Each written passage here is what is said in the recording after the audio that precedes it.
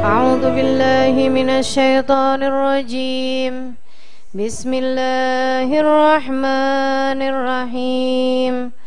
واتل عليهم نبأ ابني آدم بالحق إذ قربا قربانا فتقبل من أحدهما ولم يتقبل من الآخر قال لأقتلنك قال إنما يتقبل الله من المتقين لئن بسطت إلي يدك لتقتلني ما أنا بباسط يدي إليك لأقتلك إني أخاف الله رب العالمين إني أريد أن تبوء بإثمي وإثمك فتكون من أصحاب النار وذلك جزاء الظالمين فطوعت له نفسه قتل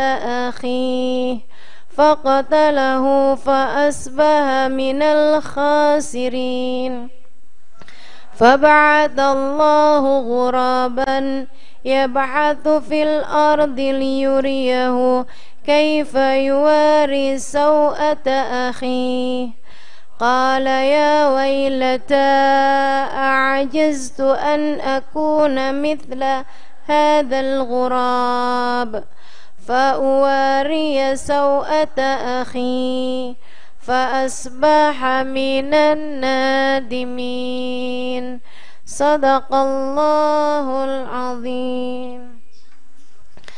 Watlu alaihim naba abnai Adam, dan ceritakanlah wahai Nabi Muhammad kepada umatmu.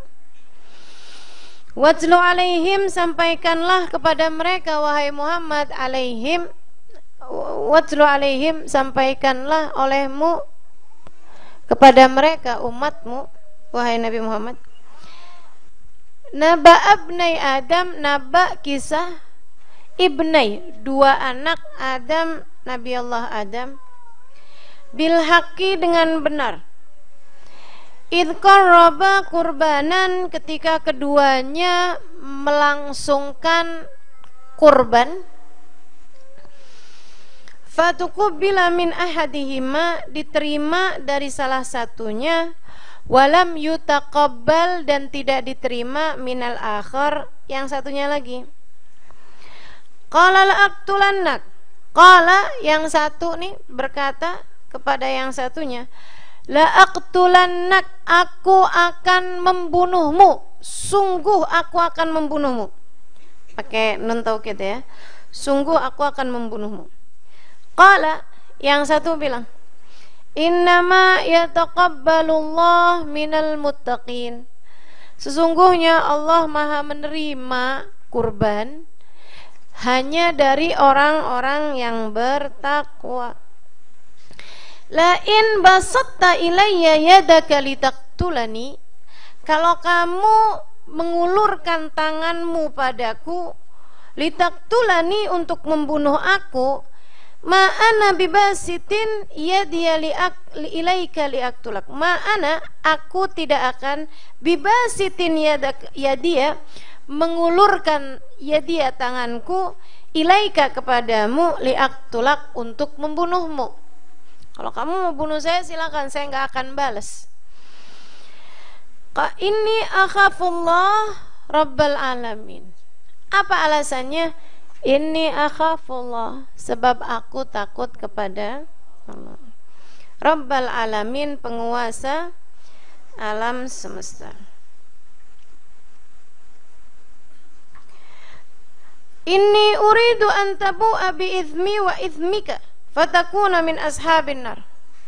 Kalau kamu emang mau bunuh saya, ya udah, balasannya ntar di akhirat. Inni uridu, aku kepengennya, an tabu'a bi ithmi wa ithmik, makanya maksudnya kamu jangan bunuh saya, sebab kalau kamu bunuh saya nggak akan balas.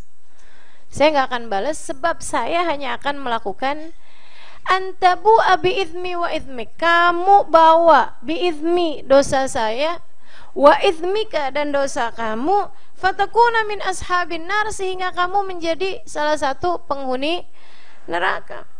Wadzalika jazaa'udz zalimin, dan itu adalah balasan bagi orang yang zalim. Fatawa'at, maka dia pun taat. Fatawa'at lahu, taat lahu kepada dirinya. Apaan? Nafsuhu, nafsunya. Si yang tadi nih, yang jahat tadi nih ya, yang mau bunuh tadi nih, dia mematuhi perintah hawa nafsunya, qatla ahihi, untuk membunuh saudaranya, faqatalahu, dia pun kemudian membunuhnya. Fa asbaha, maka dia pun menjadi minal khasirin, orang-orang yang rugi. Fa ba'adallahu ghuraban, dia nggak tahu gimana cara nguburin saudaranya. Fa ba'adallahu ghuraban, habis dibunuh nih ya, Allah kemudian utuskan ghuraban, seekor burung gagak, yabhathu fil ardi, yabhath, berkeliling, kayak lagi nyari-nyari, muter-muter, fil ardi, di bumi,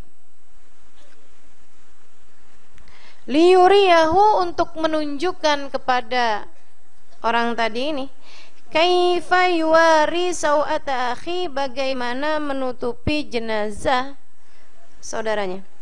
Qala, dia pun berkata, ya wailata, alangkah celakanya aku, a'jiztu an akuna mithla hadzal ghurab, apakah aku lemah untuk dapat melaksanakan seperti yang dilakukan oleh ghurab tadi ini, oleh burung gagak. Fa uwariya sau'ata akhi, maka seharusnya aku menutup jenazah saudaraku, kuburin. Fa asbaha minan nadimin, dia pun sepanjang hidupnya menjadi seseorang yang penuh dengan penyesalan. Shadaqallahul azim. Jadi ceritanya, Nabi Adam baru turun doang. Itu teman-teman sekalian, turunnya jaraknya dijauh-jauhin. Mana belum ada Waze, belum ada map, belum ada petunjuk jalan, plang segala macem nih, nggak tahu gitu, nggak ada gitu kan. Hawa sono, nggak ada. Nabi Adam diturunkan di Hind, kabarnya di India, sementara Hawa diturunkan di Jeddah. Teman-teman sekalian, di Jeddah. Jeddah makanya namanya Jeddah. Jeddah tuh dari kata-kata Jeddah yang artinya adalah nenek. Nah, kabarnya Siti Hawa turunnya di situ. Siti Hawa nggak banyak pergi untuk mencari Nabi Adam, akan tapi dia minta kepada Allah untuk dipertemukan. Udahlah, dulunya barengan terus kan, pas waktu di dunia, ya Allah sepi bener nih, buminya masih kosong, nggak bisa temenan sama siapa-siapa, nggak bisa nenangga, nggak bisa hadir majelis. Jadi ini kemudian Siti Hawa banyak doa, minta sama Allah, sementara Nabi Adam ini lebih banyak action, beliau lebih banyak jalan nyari. Ya Allah, pertemukan aku kembali kepada tulang rusukku. Kalau Nabi Adam ngomong gitu benar. Siti Hawa terciptanya dari tulang rusuk. Kalau kamu yang ngomong, salah. Karena kamu tidak tercipta dari tulang rusuk calon suamimu. Ini buat adik-adik nih. Ya Allah, pertemukan aku dengan tulang rusukku, bukan, dengan seseorang yang aku menjadi tulang rusuknya. Nggak ada ya. Jadi teman-teman sekalian, Nabi Adam minta petunjuk sama Allah. Ya Allah, sambil banyak istighfar juga. Ya Allah, ampuni aku atas dosa-dosaku dan pertemukan aku kembali kepada Siti Hawa. Jadi sekalian, cuman jauh banget tuh Ustazah dari India ke Jeddah. Iya, tapi ada yang berbeda antara zaman itu sama zaman sekarang. Zaman dulu itu manusia sama Allah dibikin lebih besar-besar badannya, biar ngepasin nama buminya. Nah sekarang nih dibuat sama Allah makhluknya kecil-kecil, manusia ini ya, biar muat banyak buminya. Kalau enggak kan ya tambah sesek nih kan. Jadi begitu, Nabi Adam, Siti Hawa lebih besar-besar badannya. Jadi Nabi Adam nih nyari terus panjang hari, jalan terus jalan. Subhanallah. Siti Hawa pun juga, tapi nggak banyak Siti Hawa tuh. Sampai kemudian kabarnya, wallahu a'lam, pada tanggal 9 Dzulhijjah, pada hari Arafah, ya, Allah Subhanahu wa taala pertemukan keduanya di Jabal Rahmah. Makanya tuh Jabal Rahmah tuh orang Indonesia nggak bisa dah diajak ke sana, coret-coret. Di atas Jabal Rahmah tuh dibikinin kayak semacam tugu gitu kan. Sama orang Indonesia ditulisin Halimah Ahmad Love. Kerjaan, ya Allah, suami istri tuh pada nulis kayak begitu. Katanya kalau nulis kayak begitu maka cintanya akan menjadi cinta yang abadi. Dia nggak tahu dia berangkat sama suaminya nulis juga nama dirinya sama yang lain.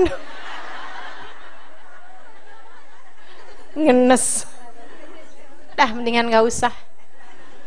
Ya enggak? Sebenarnya ada enggak gitu Ustazah? Enggak ada. Mau minta sama Allah Subhanahu wa taala. Bahwa tempat-tempat itu adalah merupakan tempat-tempat yang mulia, yang kita semacam apa ya? Apa tuh namanya? Napak tilas dari kehidupan para kekasih-kekasih Allah, para nabi-nabinya Allah. Nah, itu silahkan saja untuk kita ambil pelajaran, gitu kan? Masya Allah, Allah Subhanahu wa taala kalau mau nyambungin hati teman-teman saya sekalian, kalau Allah mau ngumpulin orang yang memang sudah tercatat sebagai jodohnya dari India ke Jeddah, di Bukit Rahmah mereka berjumpa, ya kan? Sama kayak asem di gunung, garam di laut, di bumbu rujak ketemu juga.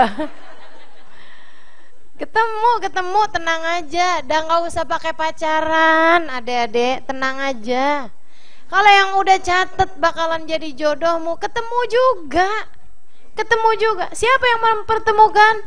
Allah Subhanahu wa taala.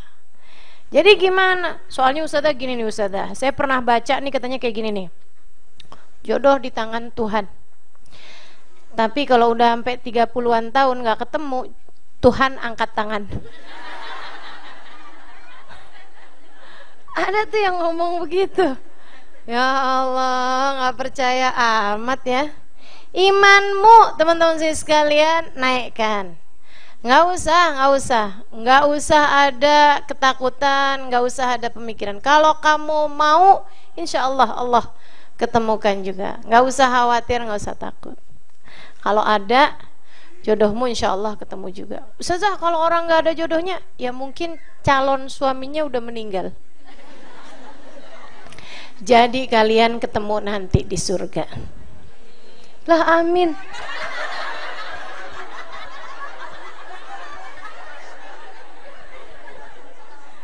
Amin. Yang amin ibu-ibu pula. Berarti adik-adik jomblo didoain sama mereka-mereka biar nggak ketemu jodohnya. Ya Allah. Ini ya, ketemu teman-teman saya sekalian. Makanya namanya hari Arafah. Yom yata'araf fiha Adam wa Hawa. Hari dimana kembali berjumpa Adam dengan Hawa. Ketemu, Araf gitu kan. Saling bertemu, saling berkumpul. Jadi teman-teman saya sekalian, Nabi Adam dengan Siti Hawa pun kembali bersama-sama. Nah, Mereka kemudian tinggal bersama, sedikit sekalian, kan perlu ada kehidupan. Nabi Adam minta sama Allah diajarkan makasib, diajarkan caranya kerja, caranya bercocok tanam. Namun subhanallah, ini saya dapetin di kitab I'anatul Talibin ala Syarhi Fathul Mu'in. Beliau mengatakan, lamma nazal Adam alal ard, ketika Adam turun ke atas muka bumi, beliau berkata, Rabbi alimnil makasib wa alimnil mahamid. Ya Allah, ajarkan kepadaku cara bekerja dan ajarkan kepadaku cara bersyukur padamu. Ajarkan kepadaku cara bersyukur kepadamu dengan kalimat syukur yang paling kau cintai.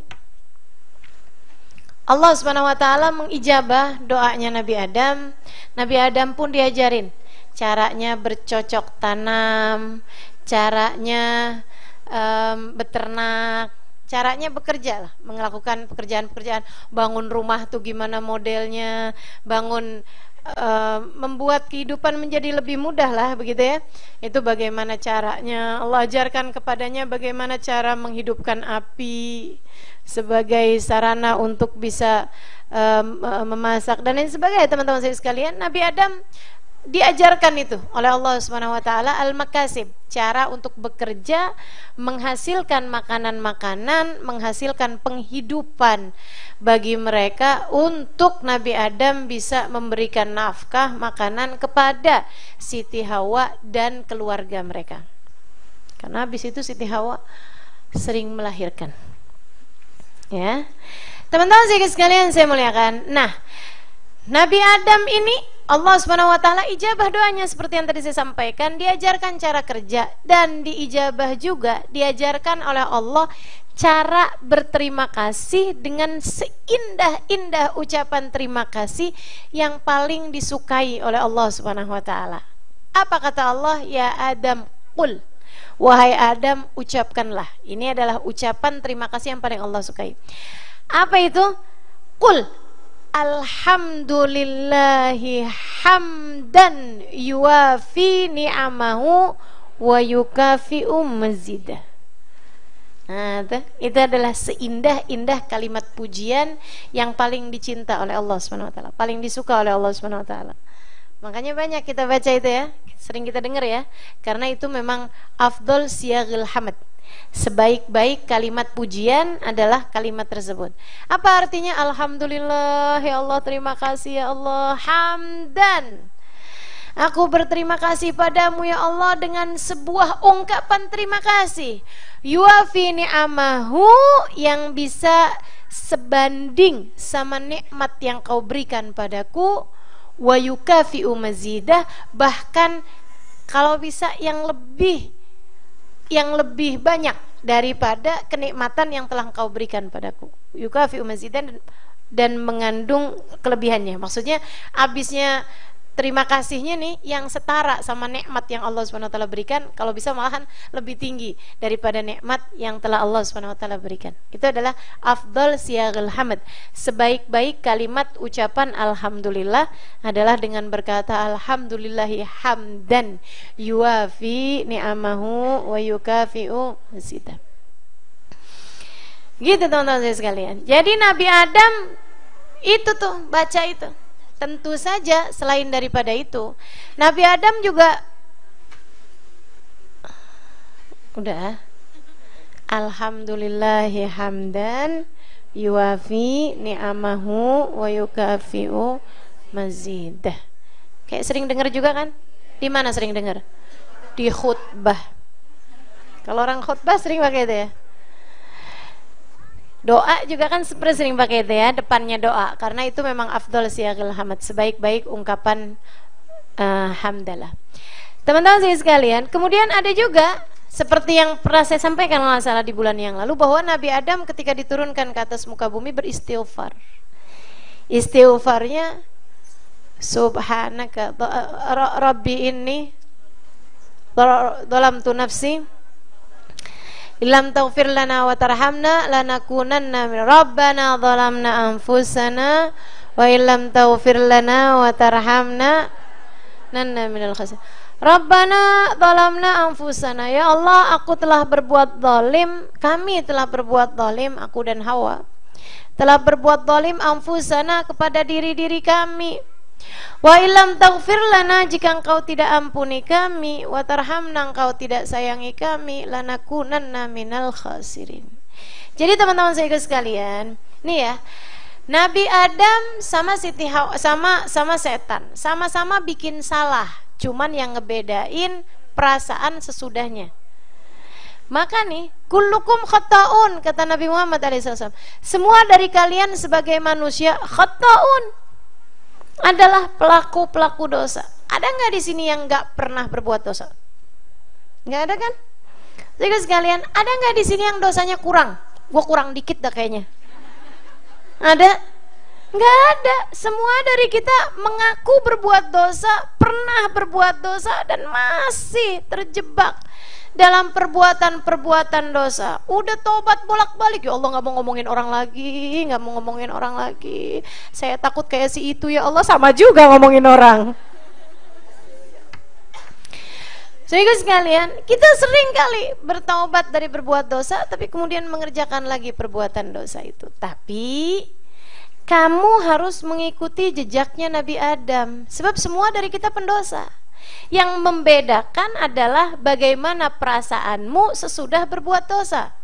Nyesel kayak Nabi Adam, sehingga dengan yang kau dirahmati, dipilih Allah menjadi hamba tercinta di sisinya, atau kayak iblis, malah ngancem dan memperbanyak golongan. Kan gitu ya? Nih, ada orang-orang yang ketika berbuat dosa ditegur orang malah memperbanyak golongan. Bukan gua aja yang berkerjain kayak gitu. Bukan cuma saya kok yang berbuat kayak begitu. Noh, si itu.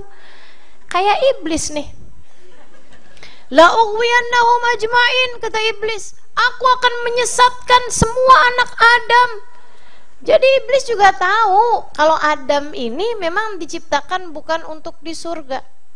Sebab iblis juga paham di surga orang kagak ada yang punya anak, nggak ada yang hamil. Nah, umur berhenti, gimana caranya punya anak?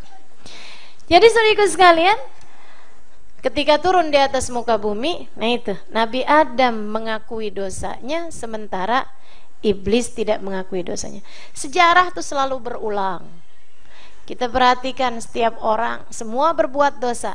Namun ada yang bertobat sesudah dosa, ada yang tidak peduli, bahkan memperbanyak kelompoknya dalam mengerjakan berbuat dosa tersebut.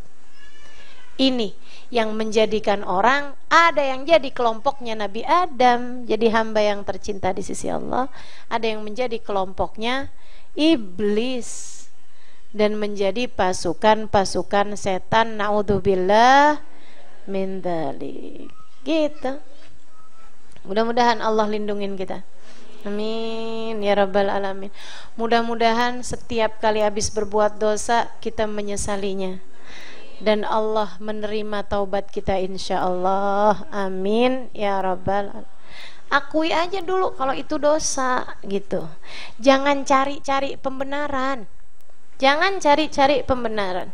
Dosa kecil, apalagi dosa besar. Dosa kecil sekalipun jangan cari-cari pembenaran. Misalnya berangkat pergi majelis naik ojek. Kan ojek kan nggak bisa jauh-jauhan sama supirnya. Supirnya cowok, ya kan? Mau nggak mau tuh. Apalagi kalau kemudian supirnya badannya XXL. Udah motor 2/3 dia yang ambil semua jatahnya. Kamu hanya dikasih 1/3 aja. Kan susah mau rada jauhan ya. Ya Allah, gimana nih? Ya udah, yang pertama seenggaknya gitu, kamu mesti ngakuin bahwa itu dosa. Untuk kemudian kamu memperbanyak istighfar dan mohon ampun sambil minta sama Allah, ya Allah, kasih saya mobil.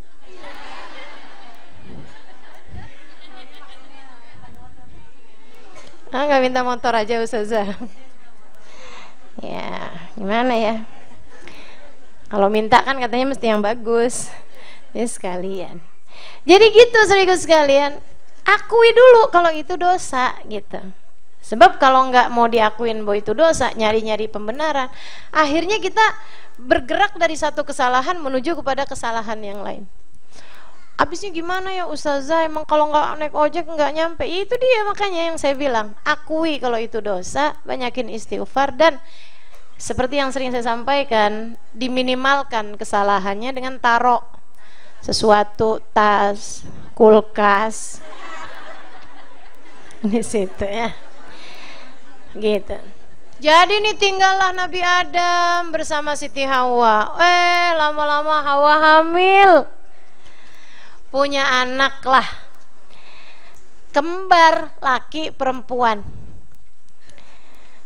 namanya Qabil sama Lauza sama Habil. Laki perempuan. Nggak denger apa tadi keterangannya? Laki perempuan, namanya yang laki-laki Qabil, namanya yang perempuan Lauza. Nah, cakep juga ya. Namanya Lauza. Jadi yang perempuan Lauza, yang laki-laki namanya Qabil. Sedikit sekalian, kemudian selang berapa lama Siti Hawa hamil lagi.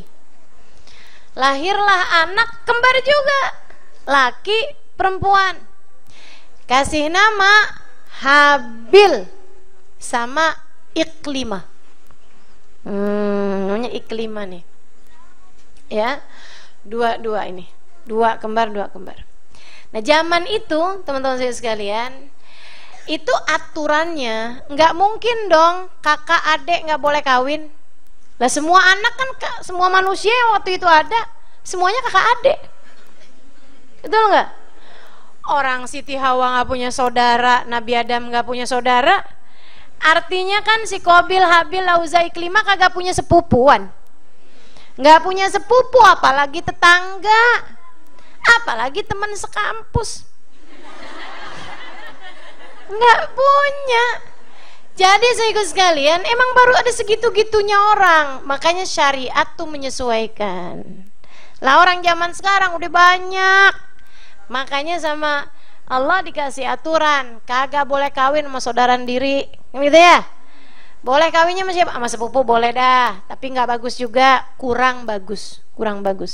Kawin sama sepupu terutama kalau laki-laki, maksudnya saudaranya adalah bapak sama saudara laki-lakinya. Dia punya anak, gitu ya, yang satu punya anak laki, yang satu punya anak perempuan, kawin itu kurang bagus. Katanya Imam Ghazali dalam kitab beliau di Ihya kalau nggak salah, dan beliau bilang itu banyak yang menyebabkan kekurang pinteran anak. Ya, anaknya jadi kurang pinter. Kalau laki-laki sama laki-laki, kalau laki sama perempuan ya kurang bagus juga, tapi nggak separah kalau laki-laki sama laki-laki. Saudaranya laki-laki sama laki-laki. Sebaiknya cari yang lebih jauh daripada itu. Misalnya sepupu 2 kali, udah jauh tuh kan. Apalagi sepupu 8 kali. Apalagi masih saudara dari Nabi Adam. Wah tuh udah jauh banget kan. Jadi itu nggak apa-apa. Teman-teman sekalian saya muliakan, Nabi Adam waktu itu peraturannya kakak nggak apa-apa kawin sama adik, tapi aturannya adalah nggak boleh kawin sama kembarannya. Jadi si Qabil nggak boleh kawin sama Lauza, gitu ya. Si Habil nggak boleh kawin sama Iklimah. Tuh aturannya gitu ceritanya. Mereka masih kecil-kecil, akur-akuran aja dah. Habis itu mereka kemudian kerja gitu. Yang cowok, emang cowok ditakdirkan untuk itu ya.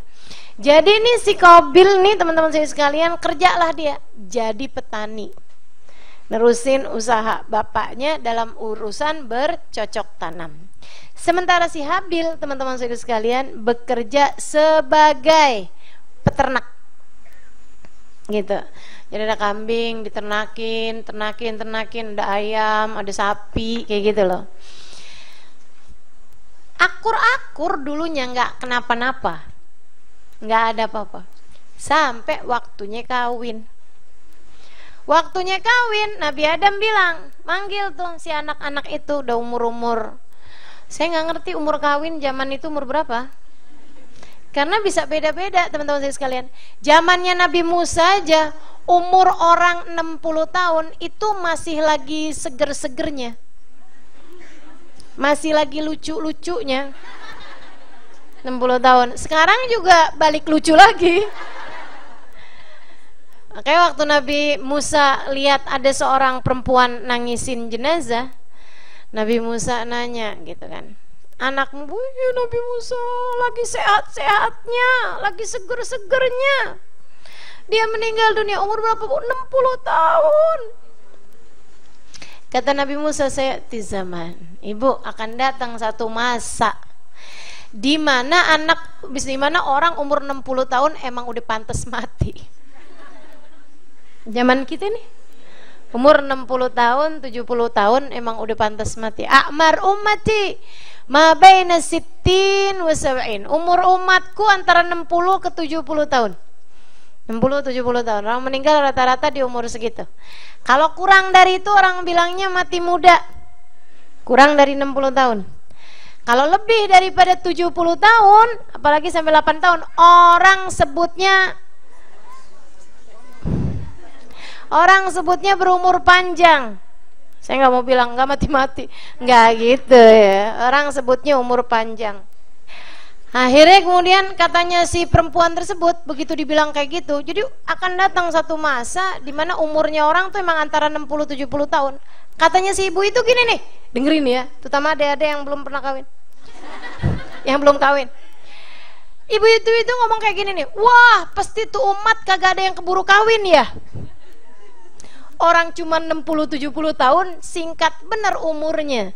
Pasti nggak ada yang kawin.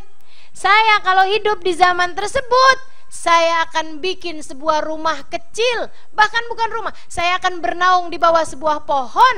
Apabila datang waktu pagi, aku bernaung di sebelah timur. Dan apabila datang sebelah barat, dan apabila datang waktunya sore, aku akan bernaung di sebelah timur. Artinya kalau matahari nyorotnya ke arah sana, saya sebelah sininya. Kalau matahari sebelah sini nyorotnya, saya akan sebelah sininya gitu. Dia bilang, ya Allah. Nabi Musa bilang, enggak bu, mereka kawin, mereka bangun rumah, dan mereka bahkan ada yang apa? Kalau saya boleh bilang ya, bahkan mereka ada yang bunuh diri. Padahal umurnya udah pendek, pakai bunuh diri pula. Ya Allah, ya Allah. Khair, mudah-mudahan Allah jauhkan kita dari segala hal yang tidak mengenakan, insyaallah. Sehingga sekalian, akhirnya kemudian, jadi itu datanglah mereka usia nikah, anak-anaknya Nabi Adam. Jadi Nabi Adam ngasih aturan, saya diberi wahyu, dikasih aturan syariat. Kata Nabi Adam, kamu Qabil kawin sama Iklimah, Habil kawin sama Lauza. Ketetapan dari Allah Subhanahu wa taala. Ngambek si Qabil nggak mau. Kenapa? Karena Lauza cantik, sementara Iklimah kurang cantik. Iklimah nih kurang cantik, Lauza cantik. Dia dari dulu orang seneng sama yang cantik dia dulu nih. Makanya emang jadi perempuan cantik fitnah teman-teman. Alhamdulillah kita nggak cantik. Alhamdulillah. Allah jadikan kita biasa-biasa. Alhamdulillah. Jadi kalau ngaca alhamdulillah. Alhamdulillah. Nggak tahu nih kalau cantik-cantik banget kayak apa fitnahnya teman-teman saya sekalian. Betul nggak? Bahaya jadi orang cantik. Lauza diperebutkan. Si Iklimah nih yang ngenes. Gak ada yang mau sama dia nih.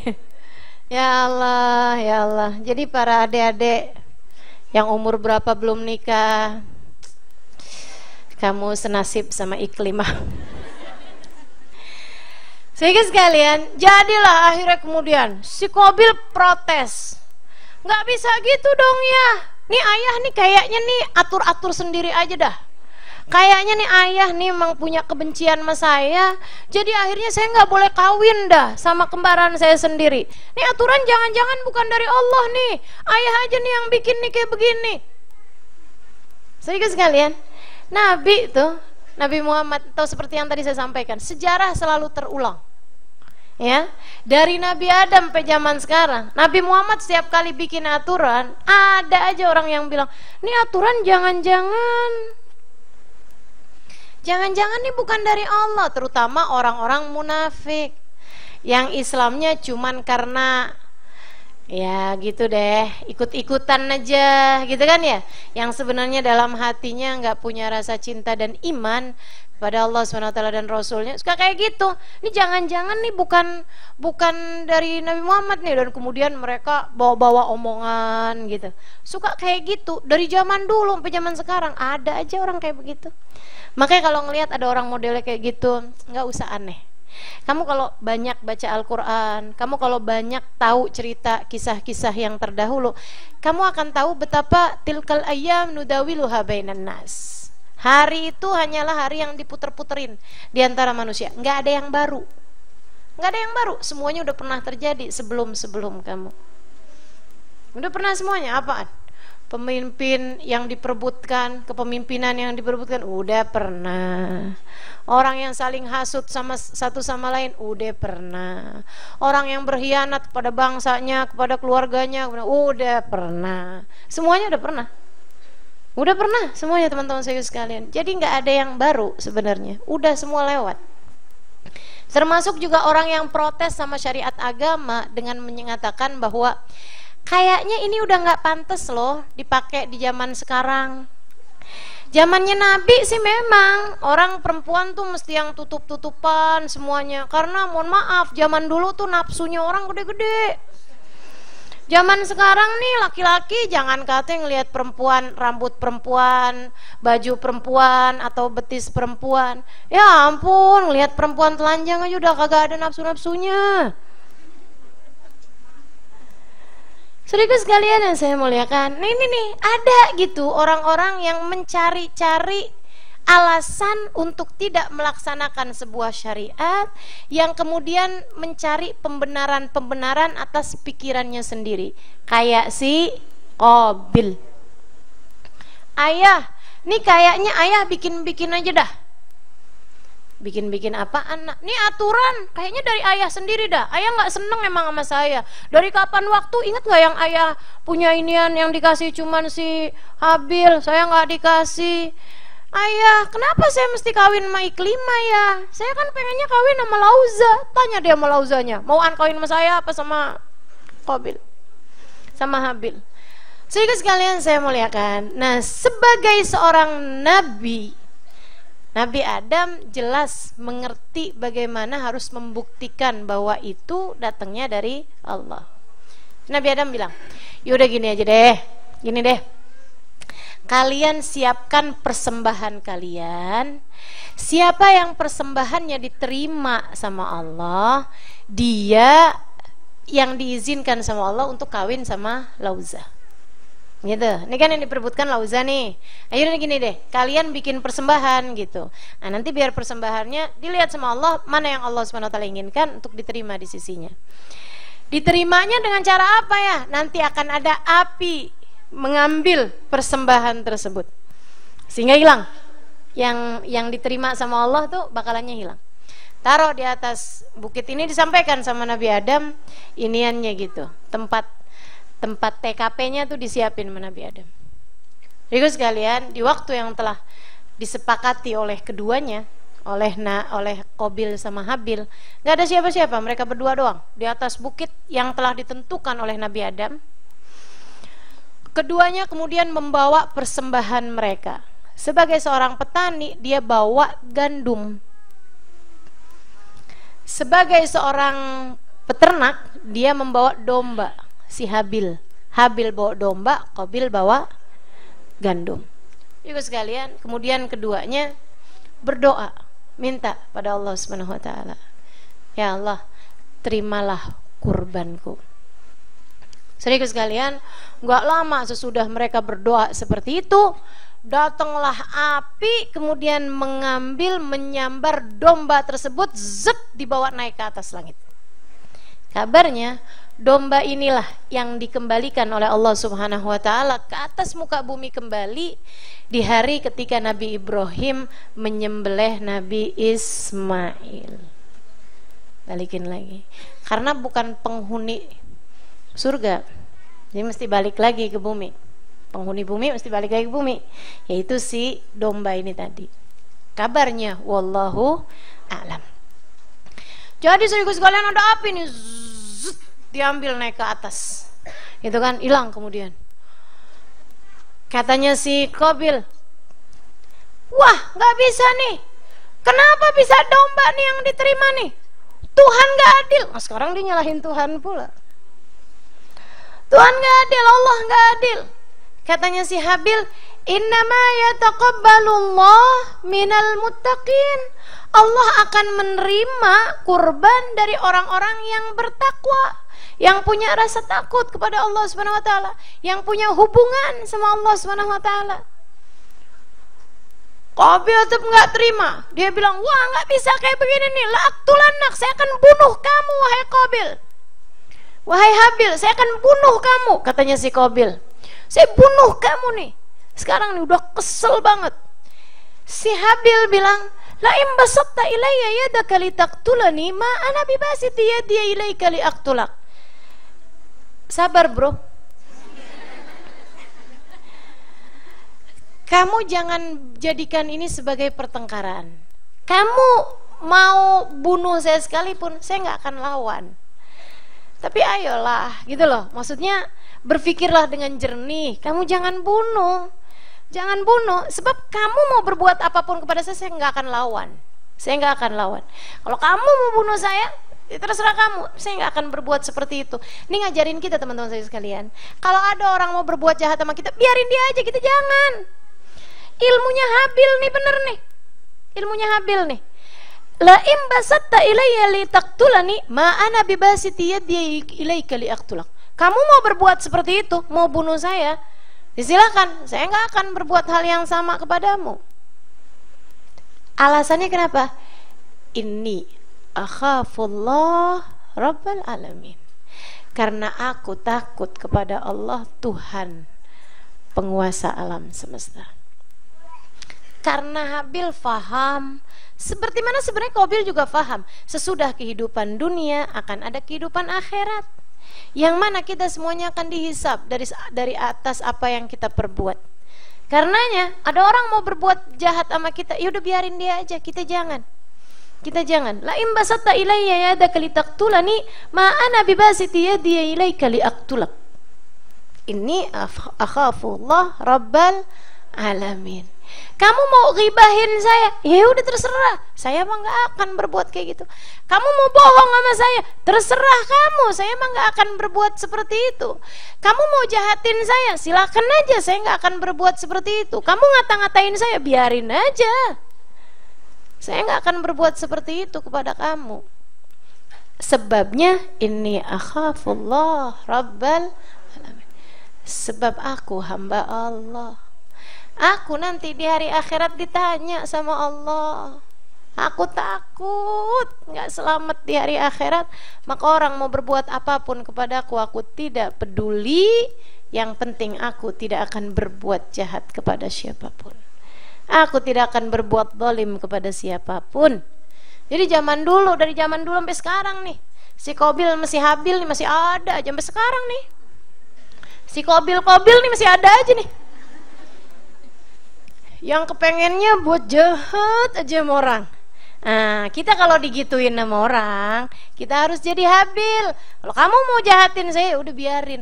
Nah, kita kalau dijahatin sama orang, jangan jadi Qabil. Enak aja loh, gue juga, kan begitu ya. Jangan teman-teman sekalian. Kalau dapat orang lain dapat kenikmatan, kayak Habil bisa kawin sama Lauza, gitu kan ya, yang lebih cantik, kan namanya sebuah kenikmatan gitu. Ya udah, kita tahu bahwa jatah setiap orang beda-beda, bahwa setiap orang dengan keberuntungannya masing-masing. Alhamdulillah, seneng dong kita. Dan saudara kita mendapatkan kenikmatan sambil kita minta sama Allah, ya Allah karuniakan juga. Mungkin yang kamu nggak sukai ternyata itu baik bagi kamu. yang kamu sukai ternyata itu nggak baik bagi kamu. Kita nggak pernah tahu. Jadi gitu. Fatawa'at lahu nafsuhu. Inni uridu an tabu'a bi ismi wa ismika fatakuna min ashabin nar. Kamu kalau berbuat seperti itu wahai Qabil kepada saya, kamu loh nanti di hari akhirat nanti kamu akan datang bawa dosa-dosa kamu tuh menuju Allah Subhanahu wa taala. Sehingga kamu akhirnya jadi ahli neraka loh, ditakut-takutin, dikasih tahu gitu. Makanya teman-teman saudara sekalian, ini juga menunjukkan bahwasanya berdakwah itu sesuatu yang wajib. Sama saudara, sama siapapun kasih tahu, kalau kamu begini nanti begini loh, kalau kamu begini nanti begini loh, mesti kasih tahu. Jangan kemudian ya udah deh biarin dia salah, udah biarin deh, biarin ntar juga neraka. Tega amat kasih tahu. Kalau kemudian habis dikasih tahu dia nggak mau juga, ya udah. Lana a'maluna walakum, bagi kamu apa yang kamu lakukan, bagiku apa yang aku lakukan, gitu. Tapi bahwa kasih tahu orang, tegur orang selagi dia memungkinkan untuk diberitahu. Kalau dia nggak memungkinkan untuk dikasih tahu, ya udah. Dan cari juga cara yang terbaik untuk kita memberitahu. Dzalika jazaa'udz dzalimin. Kalau kamu jahat balasannya jadi ahli neraka loh, katanya si Habil ngasih tahu kepada Qabil. Tapi tetap aja fatawa'at lahu nafsuhu, dia dikuasai sama hawa nafsunya. Betapa seperti yang tadi saya sampaikan, sejarah hanya berulang. Semua kesalahan-kesalahan disebabkan karena mengikuti hawa nafsu. Betul? Sampai bisa bunuh orang, sampai bisa nyelakain orang, sampai bisa jahatin orang, ada yang sampai guna-gunain orang, ada yang sampai pokoknya nyelakain orang nih. Waduh, nih urusannya kenapa tuh? Itu dia tuh, tawa'at lahu nafsuh, dia mentaati hawa nafsunya. Hawa nafsunya dia taatin, teman-teman sekalian, mencelakakan. Nah, kita jangan taat sama hawa nafsu kita. Kita mestinya taat sama siapa? Sama Allah dan Rasulnya. Itu yang perlu kita taati. Fatawa'at lahu nafsu qatla akhi. Akhirnya hawa nafsunya mengikuti keinginannya untuk bunuh saudaranya. Ada yang bilang dicekik, ada yang bilang dia nggak ngerti urusan cekik mencekik, jadi diambil batu besar dikeprukin ke saudaranya, kepala saudaranya. Faqatalahu, matilah si Habil, teman-teman saya sekalian. Darah. Jadi itu membunuhnya masih dengan cara yang sangat klasik ya. Nggak pakai sianida, nggak pakai pembunuhan karakter, nggak pakai itu. Bunuhnya masih sangat klasik, keprukin pakai batu kepalanya. Jatuh bersimbah darah. Fa'asbaha minal khasirin. Nyesel habis itu. Tapi udah nyesel doang. Ya mau gimana lagi? Bil. Habil. Bangun lagi napa Bil? Bil. Dah nggak ada kehidupan. Aduh, gimana nih? Ya ampun, ya habis ini bapak nanyain nih. Pak Adam,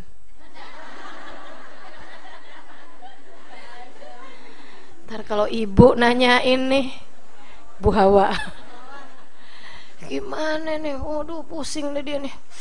Aduh, gimana nih cara saya menyembunyikan jenazah ini? Sehingga sekalian dia bingung, gimana caranya menyembunyikan jenazah? Ini orang habis berbuat salah ya.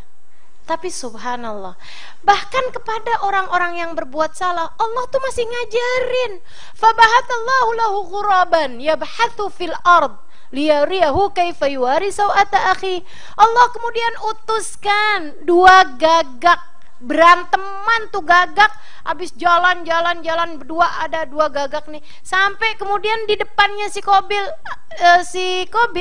gitu ya. Sekarang Habilnya kan udah mati nih.